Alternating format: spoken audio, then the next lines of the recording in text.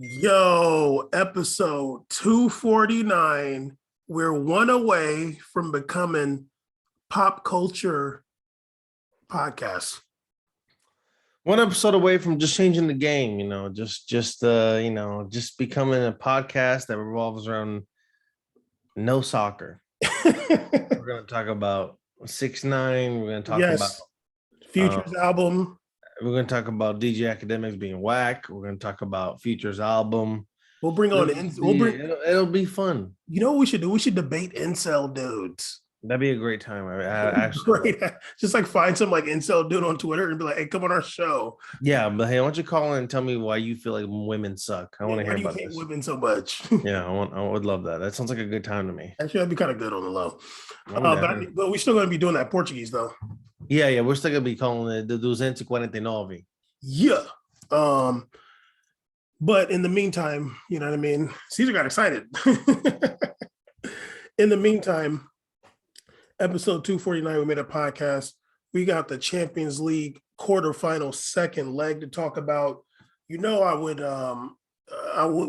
would be recording Thursday to be talking about Europa League and Europa Conference League. Which what matters. Yeah, which is what really matters. But I might not be able to catch the matches. So we're the official Conference League podcast. I mean, honestly, we really are. Now, can you imagine if we're covering the summer, the qualification for Europa Conference League? That'd be great. Yeah, what are we watching? We're watching Trapezoid versus something. What are we doing? First of all, Trapezoid's about to win Turkey. They're about to win Turkey. I take that back. It'll be Balotelli's team versus Lorient. Especially if he can't stop scoring, Jesus Christ. But yeah.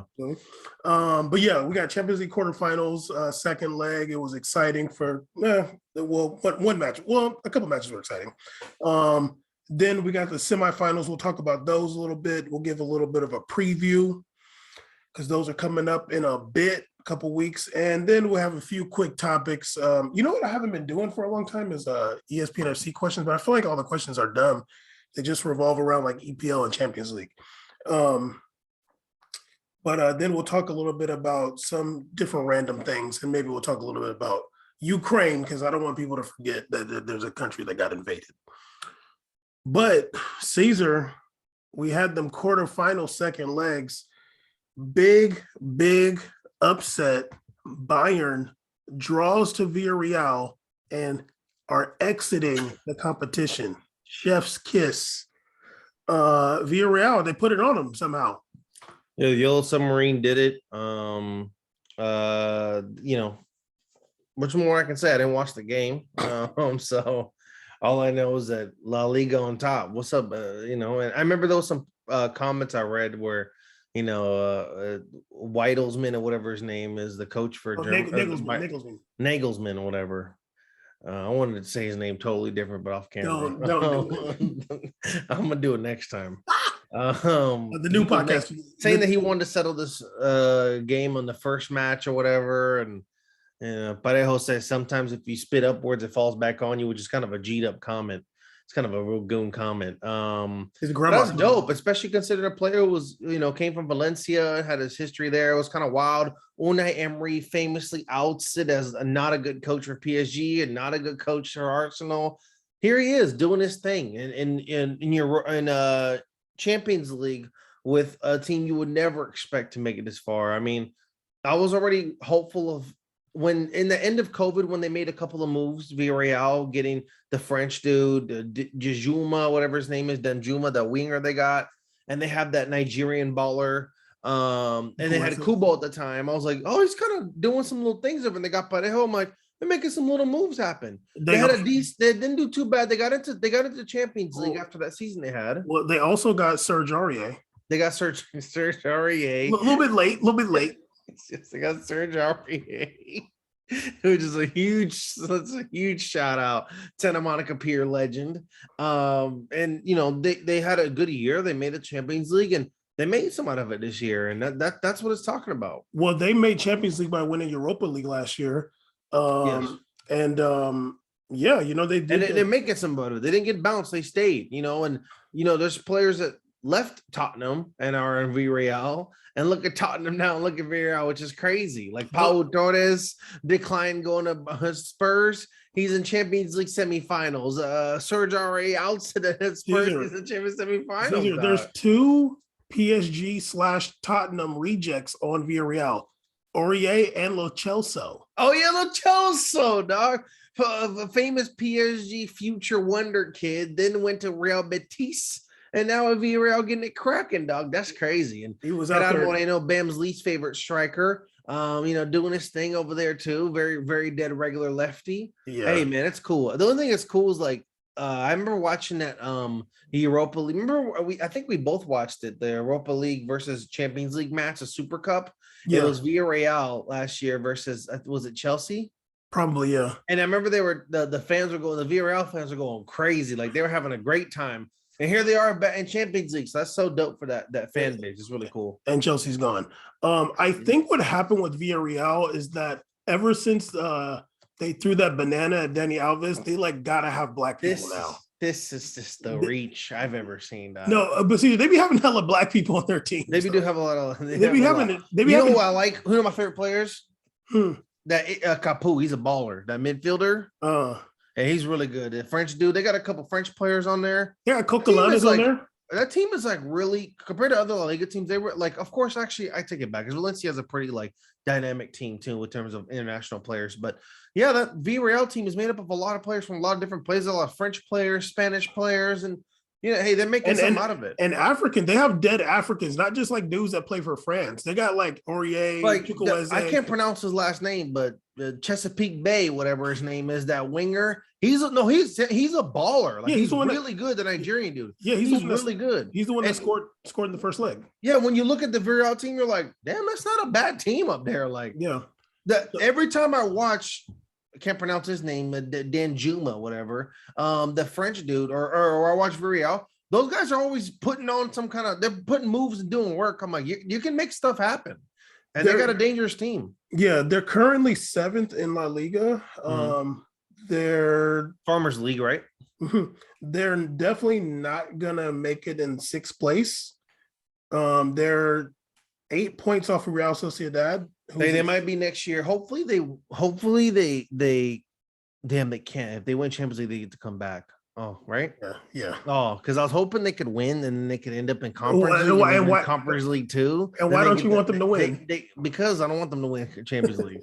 Why not? Real Madrid's there. There we go. But I do want them to be Liverpool. That'd be funny. That'd be so funny if the finals were Real Madrid. That'd be actually hilarious. That'd be so annoying. The games will be mad boring. But yeah. Yeah, they're currently 7th. They're gonna either finish 7th or worse, honestly. But it's a historic run for them. And I was watching the very end of the match, and Serge Aurier was out there, and he did something like I kind of like he got the ball and like he like dribbled it out, and he could have just like booted it up because it was like the end of the match. And he like dribbled and then passed it, and it was like really good. And like the game was over after that. I was like, that's really smart by Serge Aurier. You could tell that he's learned something since his PSG days. What an in-depth analysis by no, it was good. Love by Serge Aurier because Serge Aurier is the number one Serge Aurier hater, and he's only getting a positive comment. He used to be just a bruiser out there, like just a bruiser. Okay. But he's definitely got a little bit more football IQ since those days. And I do remember him talking shit that time. He fell off after he took the picture with me. That's what happened. He fell off a little bit after the picture he took with me. Then he's like regained his confidence. I just feel like in general, I'm gonna keep it real. Unless you're an absolutely uncoachable player, you're gonna get drastically better playing La Liga. I'm firm believer of this. Like firm believer. Like you play in La Liga, you're gonna become a better player. Like watching even I know there's so many players that either go there and perform, or players that go there and like just look better or play better. Like when I watch Trippier, I'm like, damn, Trippier looks so good out here. Like Atletico Madrid, like you could tell like he has a lot of talent. He was taking it seriously. Like I feel like you can actually develop a lot of skill. Like it's really good for you as a player overall, because La Liga will teach you a skill set, especially the coaching there, that'll bring longevity to your game. In a game that you may rely on a lot of your athleticism, La Liga can teach you fundamentals and like a passing and a skill set and like decision making that will make your game even longer. And EPL does the exact opposite. Oh yeah, Liga's like Premier League is like run till your knees fall off, and then also get hit and get knocked off the ball. And honestly, like PSG is kind of like that too. Like when he was at PSG, like you're not really getting coached up like that because it's just a very lazy culture there where you got to like motivate yourself. So then him going to Tottenham, like that's even worse. But now he's going to be in La Liga, and he was a free transfer. He was like a free agent and got picked up late. So it was just funny to me, like you're seeing Serge Aurier, who was a daggone PSG reject and a Tottenham, like nobody picked him up. Unai was like, oh damn, yeah. Well, I don't know if Serge Aurier was on PSG when Unai was there. I'm not sure, but Unai was like, well, damn, I'll take him. It's a right back. Like, well, what are you gonna do? Like, he can't be that bad. Like, whatever. And now he's sitting there in the semifinals, and PSG is home, and Tottenham didn't even advance in Europa Conference League. Can't relate. Huh? Can't relate. Yeah. Okay. Also, let's go to the boring games before we get to the big games. Liverpool, Benfica. Liverpool and Benfica drew. Benfica heard this podcast episode. Heard Bam saying it's probably going to be 6-0. Probably going to be. He just out here dogging the Eagles. The Eagles out there, representing one of the famous Black Portuguese soccer player, representing the gang right there. Bam says it's going to be 6-0. They said, bet we're going to try to make it happen. When I saw the aggregate, I was like, God damn, that game was cracking. 3-3. Okay. Yeah, but it was still 6-4 in aggregate. So I mean, that's not massive. That's like a 2-0. What the hell are you talking about? 2-0 is pretty bad. 2-0 is not awful. What are you talking about? Kind of rough. Okay, well, in a game that's 3-3, where 6 goals involved. Which team are you a fan of now? Is it Benfica or Porto or Sporting? Which one? I don't know. Okay. I'm a fan of Portimonense right now. Okay, gotcha. Okay. But yeah, Liverpool advanced. I haven't seen the highlights yet. Neither. Also, yeah, whatever. I did watch Atletico Madrid versus City. The match in is 0-0. I'll say this much. Atletico Madrid did play how I thought they would play. I didn't think that they were going to just be out there trying to just playing the low block the entire time.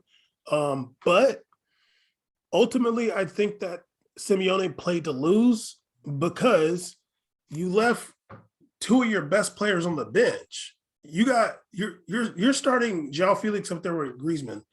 I saw Correa on the bench. I was like, okay, whatever. But when I seen Carrasco was on the bench too, that's not even it for me. What's worse for me, which is I'm biased. When I saw Carrasco, Correa, and Cunha on the bench, I was like, I feel like you just don't want to win. Like what in what world are you trying to tell me that your objective is to score and win with João Felix and Griezmann up top? It looked goofy. Like, respect to João Felix, my dog out there, literally like playing out of position almost. Like this man is receiving headers. How many times has this man scored a header goal? What's going on here? Like, he's not a true 9 at all. Like, not even close. He's a tweener winger cam. Like, he just likes to float around and make thumbs happen, make damage happen. He's not a 9 at all. Like, you don't have Cunha up there. You don't have anybody Correa up there who's dangerous. Like, it just felt kind of weird. Like, I don't know. Like, if you're gonna tell me, you better tell me you're playing to lose, because if that's playing to win, I'm gonna assume you're an idiot. I'm gonna assume that you're an overpaid, incompetent coach. So please tell me that you were playing to lose. Yeah, I mean, it was just unfortunate to see that, because I was just like, damn, dude, like, I feel like, honestly, Atletico Madrid has enough good players. You could come out in a 4-3-3, dude. Like, just come out with Carrasco on the left, or Felix on the left, or you got Carrasco, Felix, Correa, Cunha.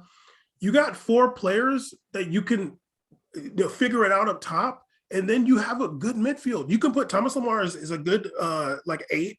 You got Kondogbia, you got Koke, and then just have your back line.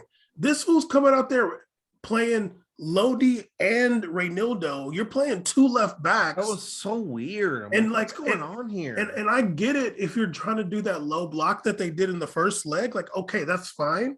But now, like, I mean, granted, Simeone is never going to play a 4-3-3 ever, but like, you have good players, dude. Like, I would say Carrasco, João Felix, Correa up top, and then bring Cunha in later. Like, and If then you're gonna run, yeah, if you're gonna run the Simeone 4-4-2 and you want to do that garbage low block, I'm not gonna acknowledge that low block. no, I'm not gonna acknowledge that.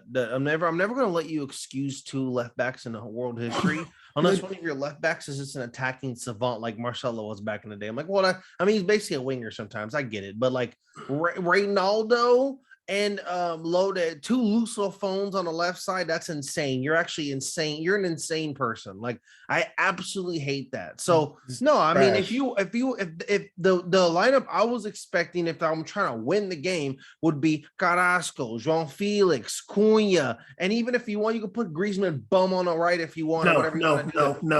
But the fact that you didn't even have one of the guys that were on the bench out there just tells me enough. Like, it tells me that.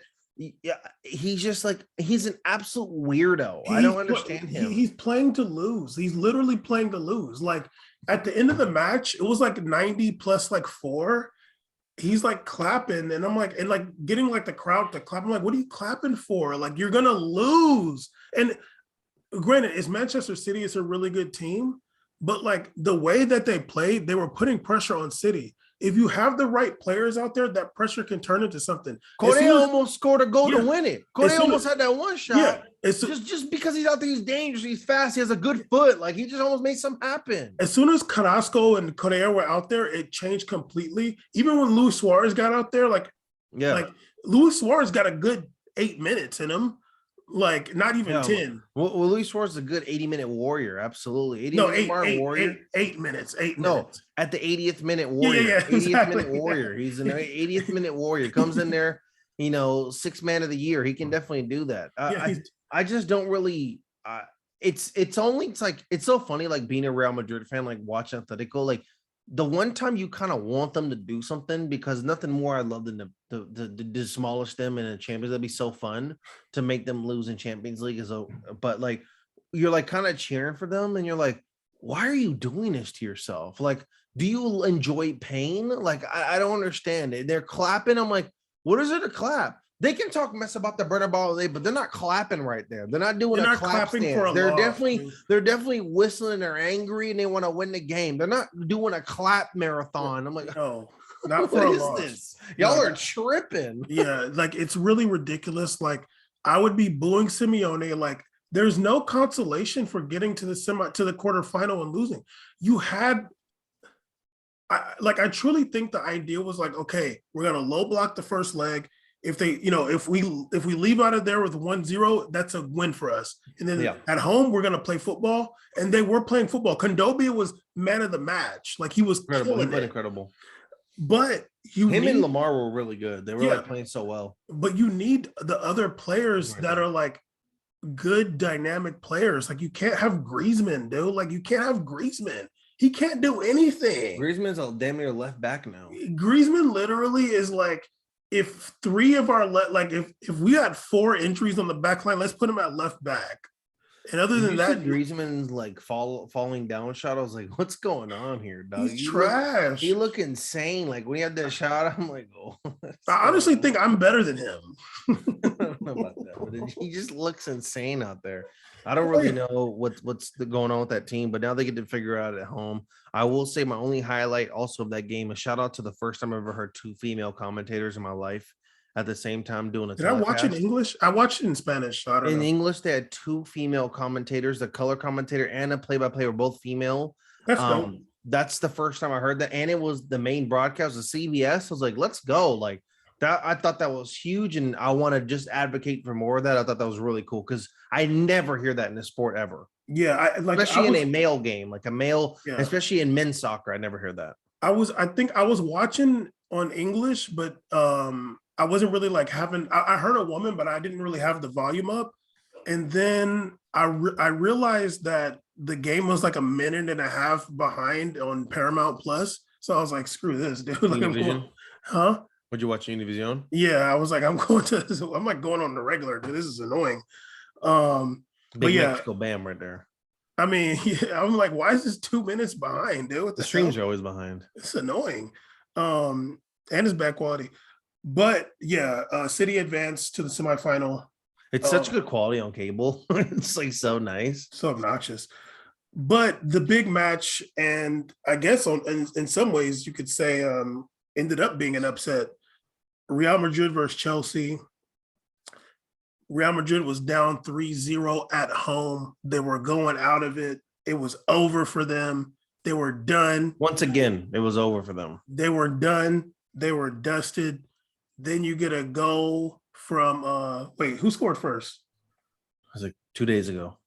It wasn't Ben's first. It was Casemiro. Rodrigo. Rodrigo scored that goal. Yeah. With Came out the bench flying in there. With the outside of the boot assist from Modric. Em hates it, but it was so nice. I don't love those. That shit's so nice. The online they were saying no one's better at Trivella. I'm like, that's crazy. You disrespect Quaresma like this, but go ahead, dog. The two legends of the Trivella. Go ahead, dog. And then we had another goal after. Oh, they were giving no love on this play to my boy Eduardo Camavinga, who won that ball. They were saying, "Oh, Chelsea lost the ball." I'm like, "No, Camavinga won the ball. Won that ball." Camavinga, who I was very nervous. Like, not saying he's not a good player. When they subbed out Cruz, I was like, "Damn, dog! Like, it's gonna be a yellow card off the rip already. We're gonna get an immediate yellow card. He's a yellow card king, like Verratti." Yeah, but you know what? I'll say this: he gets a yellow card because he's always doing one fantastic tackle, and it's like, oh, I have to gauge my tackles. It's like he has to do the tackle gauge. He always gives you at least one You're like, God, yeah, that's a great tackle. Oh my God. No, he likes to be on the ground like Verratti. He's a bottom, but anyway. Which is not a diss. Camavinga wins that ball, passes a great through ball up to Vinicius Jr. Vinicius Jr. with his left foot, you don't even have to say that no more, puts it on a platter for Benzema. Now, I wasn't able to see this until the highlights. Benzema, I was like, damn, what happened to Rudiger? All these three people I'm mentioning on this play did something amazing. See, I don't know what you're looking at over there, but it better not be no more different colors. Show her my bracelet. That's gonna be the name of our podcast. Show her my bracelet. Figure Chingy doing this. So when the play happened, I was like, damn, what happened to Rudiger? What Benzema did was great. Benzema is looking at Vinicius Jr. dribbling down, and he's like anticipating Vinicius Jr.'s the initial pass he might think he's going to get. He goes a bit near post, but then he sees Vinicius Jr. take another dribble, so he goes back, and that's where Rudiger went up, and then when Benzema went back, he slipped, and so Benzema's just like right there by himself to just put it right into the back of the net. Beautiful play. Started you could tell that they really played, like they really got each other's chemistry down point. Oh yeah, absolutely. They know each other, like, well, they know what they're gonna do before the other one knows the other one's gonna do. Yeah, sure. and they both just have aside from being very skilled, they both have really high football IQ. Yeah, Vinicius Jr., to be quite honest, he was not having a good game. He was losing the ball a lot. And I was like sad for him if they lost. I was like, damn, if they lost, like these people might remember that he was losing the ball all the time. But I'm glad that and we talk about this all the time. When there's a winger, like you got to just keep going. You got to keep trying. You got to keep doing it. You got to have a short-term memory. You cannot remember the last time you lost the ball. Even with, I mean, it's a testament even to the last round. You know, last round, Hakimi had Vinicius a lot of times in his pocket. In that first leg, yeah. It's, and honestly, back-to-back Real Madrid has faced probably two of the best right backs in the world right now, with Reece James, and then now playing Reece James is really, really good. Like this term, I came out thoroughly impressed with Reece James. I'm like, this guy is probably the best right back in the world to me right now. Like, you're tripping. You're doing a lot. Fantastic. You're doing a lot. He's the best. Best in the world. You're doing a lot. Who's better? Mendy. Mendy's a left back. No, he's a right back too. I seen him play right back. No, we're not doing this game. Caesar, we're not doing this game. Can I give you another one? No, I'm not doing this game. Can I give you another one? Can I give you another Who? one? Nacho. No, he's better than Nacho. Caesar, no cap. Nacho's calf muscles start working today. What a wimp. Caesar, first of all, you're talking about Reece James because of what he was doing offensively. Because I saw that too. Defensively, Vinny's losing that ball. Yeah, no, but it wasn't like Reece James was taking it off him all the time. He was playing a lot of defense on him. It's like 2 times he got the ball off him. Come on, dog. Caesar, first of all, I know you. You saw what Reece James was doing offensively. He was nice. Goddamn, dog. Exactly. And also 2-footed too. And also, we don't expect English players to be good like that. No, so that's really good. He reminds me of Nathaniel Klein or whatever his name was back in the day. That guy was a baller. Who's still starting for Crystal Palace, by the way. That's not that impressive. But no, that's not impressive at all. I think they're doing good this year. That's still not impressive. They have dope jerseys and they have this really dope African player who never gets called up. He's really dope. That's about it. OB or something like that. He's good. No, but Vinicius has had difficulties the last 2 fullbacks. You know, they've in the last 2 defensive, I guess, have been in a lot of trouble. I don't know if it's whether he's trying to do the most or not, but it's not for me to gauge. It's hard to just sit here and say it, but it's different to be out there in the field, right? But the most important thing is that he still has an extremely high IQ and he's relentless. Like he just keeps fighting. Even when he got that, even when Marcelo was like mad at him and like they had to get something off field, he's trying to buy time, and like taking forever to get off. And Marcelo like closed his mouth with his hand. He got off the field and started pumping the crowd up, and they love that. They're like, yeah, fuck this, absolutely. Like they're down for all. Caesar, don't let me be in that crowd and Vinicius Jr. is doing that. I'm like crawling over to some white Spanish people, like. If Vinicius Jr. they're telling him to hush up, and he starts pumping us up, I'm going insane, dog. I'm taking the shirt home, waving, let's go.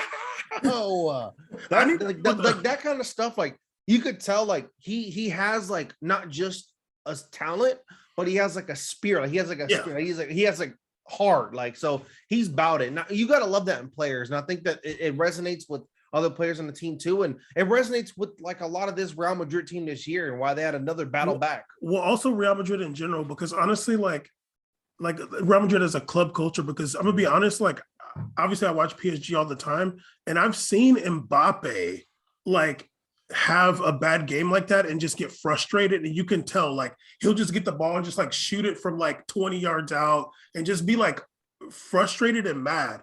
You've never seen Vinicius Jr. act like that, and it could just be a difference in personality, but like if Vinicius Jr. acted like that like one time, that would be unacceptable from the club and from the fans, like even the players too, and the players too. Like there seems to be a lot of accountability on that team. Oh, absolutely. You saw Marcelo, like let's be honest, like Marcelo is Marcelo's washed. He came on that field, and it wasn't like they didn't necessarily need him to be Marcelo from 3 years ago. They needed him to be a leader, and he was. He can't. I mean, how do you think I reacted? So then I was like, when he said Marcelo, and I was like, oh. Why this game? Why did he play against Cadiz? Like, goddamn, dog, this is important. But listen, I get emotional watching Marcelo. I love him. Like, I love Marcelo. He's a pivotal part of the whole five championship team. He's a pivotal part of that. Like, literally, Atletico Madrid knows very well how dangerous Marcelo is. He single-handedly broke that team down. Remember Ray calling those crazy ass plays? Like when Marcelo was injured, there was like literally another team that had that baller young kid Theo Hernandez. They couldn't get nothing done because he was a talisman of the offense. Like he literally made so much happen. So him being out there was literally just a leader out there, encouraging, making the right passes, just holding down the offense. And man, that team is a great mix of like young talent with great veteran leadership, like excellent. And those veterans aren't like all washed. Like a lot of them are very high level players still, such as a Modric, the Cruz, even Casemiro. They have a lot of high level players who are veterans, and that's a great group, especially if they have that culture they have seems to still stay. Like, yeah, they lost Ronaldo and a lot of turnover has happened, and there's Bale on a team and Hazard, but that team still has that culture that I think was a big part of the winning championships too, which is hard to see in teams. Like that culture stayed within Real Madrid. Absolutely. I mean, the young players, I mean, the veteran players they started, Carvajal, Nacho, Yeah. Alaba, Modric, Casemiro, Cruz, Benzema. Then it's only three young players, Valverde, Vinicius Jr., and Ferland Mendy. I've already played, but already hustling too. They was working out there. Yeah, and I feel like, okay, yeah, Ferland Mendy's 26. Yeah, like they have a team that it is a good mix. Militao got hurt. Or no, I'm sorry. I think Militao was suspended for this match. You insert Nacho there, and Yeah, all I could think about was like, I was like, Militao, I goddamn, I'm with Militao, and the game might be a little different out here. Damn. well, I mean, and honestly, I mean, Nacho played really well too. It's just, Yeah, I mean, no, I'm not hating on Nacho, but Militao's phenomenal. Like, yeah, but also, Chelsea's a good team, and watching them play, like I don't really watch EPL that much this season, but watching them play, like you can tell they got good players, and you can tell that they're well drilled. Like Tuchel is like doing a lot to have them a very well coached squad. They have a lot of composure too. Like you could tell, like Mason Mount is like so dangerous. He's a baller, yeah. Like I always think about like, what if that one shot he took didn't get deflected at the end of the half? Like he had a perfect shot lined up that got blocked by Nacho. I'm like, they have a really dangerous, good team. Really good team. Maybe so deep when they're doing subs. I'm like, oh my god, yeah. Look at the subs coming in. Like, yeah, so it was a good battle between two really deep teams. Yeah, maybe if the formation was different, maybe they just had started off with different players. It could have been different, Absolutely. You never know, honestly. And like that, like I think Rudiger said it best. Like when it comes to a game like this, like a lot of times it's just these small mistakes are going to be the determining the wins or not. So for sure, these small little mistakes are the reason why they lost. Is not because they were a worse team or they're not as good. Yeah, they won the match. They won the match, but just they gave up too much. They made too many mistakes, unfortunately. Yeah, and you'll make mistakes when you're playing against a good team. And a good team will absolutely exploit that. Yeah, they'll force mistakes. I mean, you have Modric, 36 years old. He's running his heart out the entire match. Did not pick up a yellow. Like, when's the last time we seen Modric get a yellow card? Even very rare. You know what I mean? Like, it's not a commonplace. It's not like a Ferrari variety. Yeah, like that's how you'll know when somebody's legs are starting to die. Like when he's like getting yellow cards, like a midfielder like that. Like when he's starting to get yellow cards, like like the legs are getting tired. But you had Valverde out there running around. I guess he like ran the most out of all the players on the pitch. And yeah, he looked fresh forever. I was like, God damn, dog. Yeah, Valverde is ridiculous, dude. He's so fast. He's so fast. He's like. I mean, I remember him saying a couple of years ago, he was like, yeah, like my job is to run. Like I run for the team. Like that's what I do. Like, yeah, like do I think he's at his best skill set at the right wing? No. But I have no problem. Like he's putting pressure, he's working, he's just working out there. Yeah, it was. And Real Madrid majority goes down the left side of the field anyway, so it's not like a hindrance to put him there. No. I think it's better than having him there than Asensio for sure. Absolutely. And I feel like I remember when that happened. I don't know if that was last year. No, it had to be year before last. When I guess Zidane was there and put Valverde there instead of Bale. He was like not trying to start Bale. He put Valverde up there, and Valverde was killing it. Yeah. And I almost want to say that was against Liverpool, but I could be wrong. But anyway, yeah, that was the quarterfinals. In starting on April 27th, and I really hope that they don't play these matches at the same time. I'm gonna be really mad. We have the Champions League semifinals. We got the biggest matchup of all time: Liverpool versus Villareal. A city of 10,000 versus one of the major cities of all time. A team with what I'm sure like. Just Mane, Salah, and like Virgil van Dijk is the salary of like every player on Villareal. Like I'm sure, like that's enough right there. Salah's wages might be the whole club's wages, to be honest. Yeah, and Jordan Henderson, if you add that, they could like buy their stadium too. Yeah. I don't know. Like honestly, I haven't watched Villareal play much this season. I don't know if they're going to be able to handle Liverpool. Liverpool is one of the, like, probably the most athletic team left. One of the most athletic teams you're going to watch. Really strong, a lot of wind. The guys run. They got skills. They press. And, they can overrun somebody. So it might be tough for Villarreal out here. But they beat Bayern, so you never know. You think Villarreal got a chance? Yeah, I do, but I still think Liverpool's going to advance. But I think Villarreal can make it interesting. I think they can grind out, a tough like tie or something like that at home, and then make them have to like, really get that win in Liverpool. Yeah, I mean, well, I think the first match is in Liverpool, so that's good. And there's no away goals, so No, like they make it happen. you can't get mollywopped on away goals. So you could very well just end up on penalties, and you got Danny Parejo and Mohamed Salah probably got having fever dreams about penalties these days. He could. Yeah, I'm interested. I want to see that game. I don't want to. I don't want them to do it at the same time. That'd be really annoying. I'm gonna be so mad if they do And they that. That's stop doing. They racist. can't do that for. It's just 2 games, dog. Like, come on.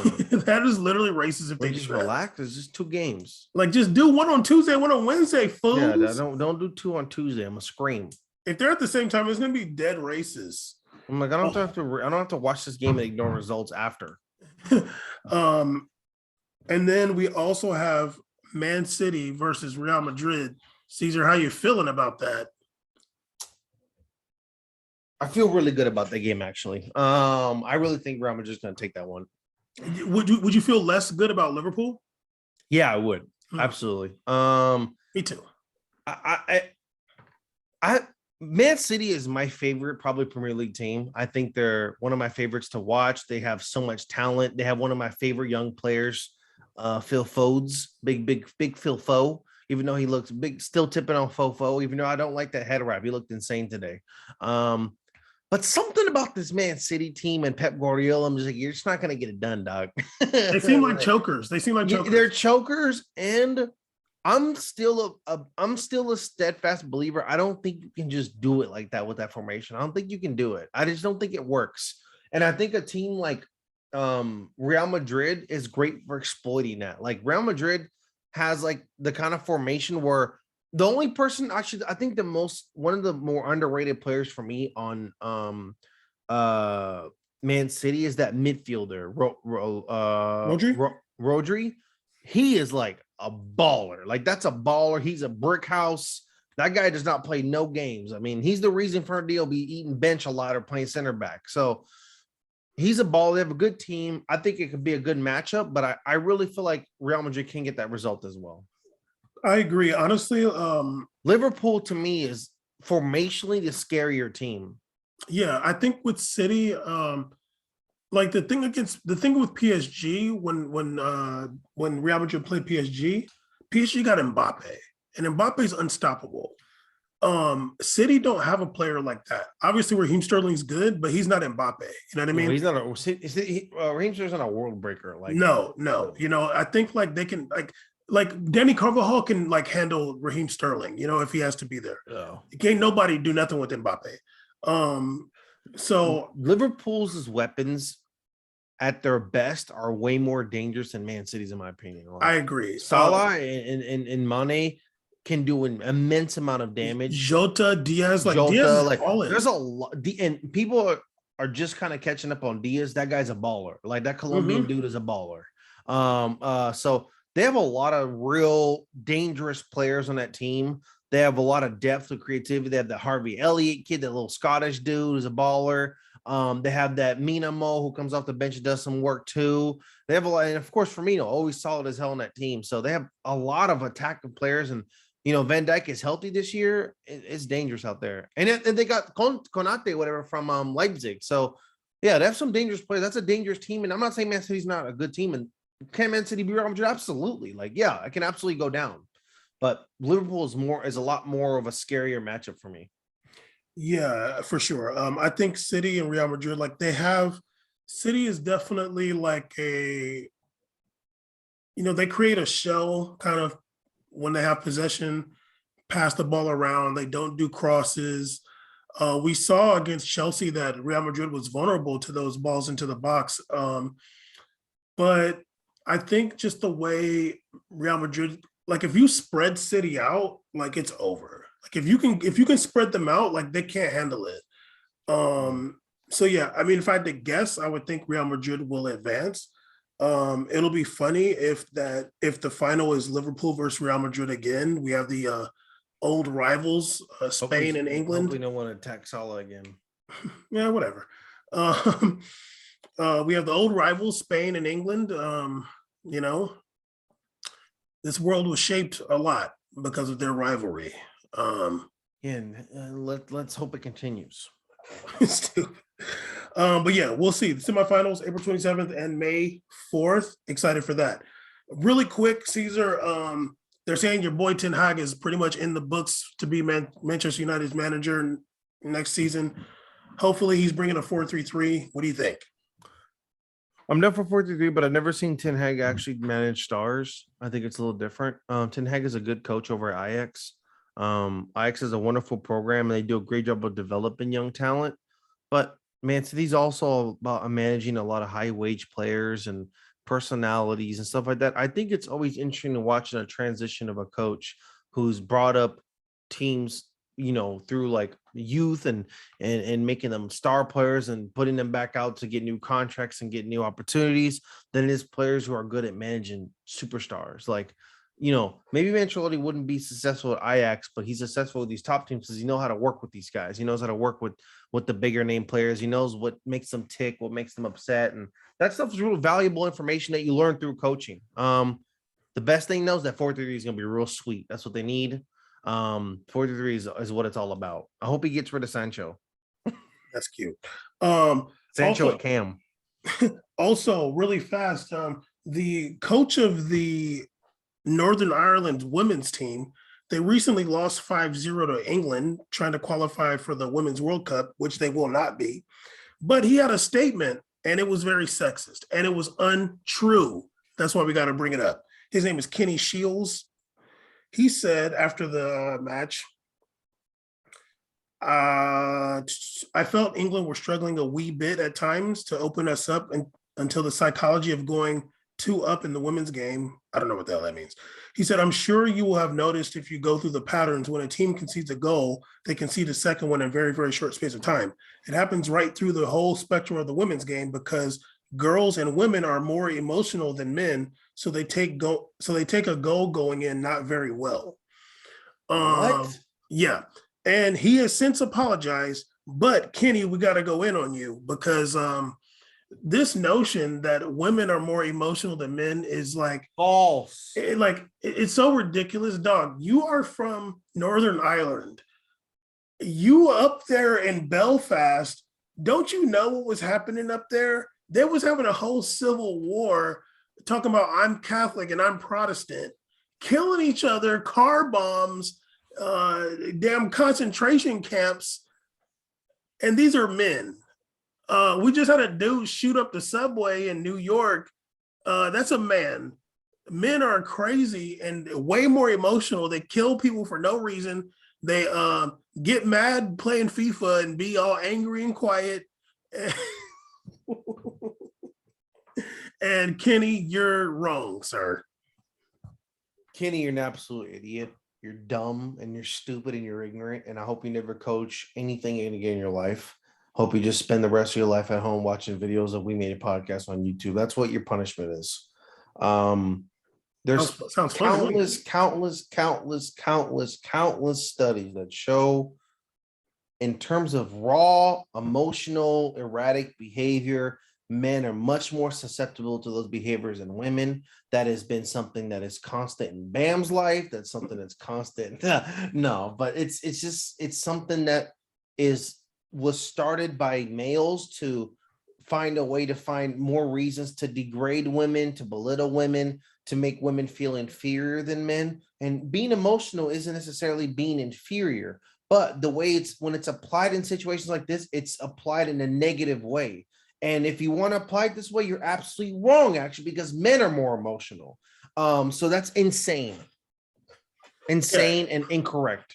And incorrect. And you come from a place that had a whole damn civil war, and it wasn't no women who started that. Also, really fast, Caesar, we got to talk about it. Don't want people to forget, and I do want people to care that the war in Ukraine is still ongoing. Russia invaded them, and they're killing civilians. We saw what happened in Bucha. Did Molly? What's that place called? Did that fall? Mariupol. I know it's basically Basically, I mean, it's been bombed, look like Fallujah. 1,500 plus civilians have been died or with casualties due to this injury, due to this war. A lot of people have been getting hurt. It's still going on. Just because you're sleeping good at night doesn't mean those people in Ukraine are. Do not believe that fake propaganda. Putin is coming out a lot of insane propaganda right now that is absolutely a testament to what is the issue right now in the world is a bunch of misinformation and vile words that is not true. And I just really hope that there can be some peace and resolution soon, because what I would hate the most in this world on a global scale is war. I agree. We made a podcast, episode 249. Holler back at us. Oh no.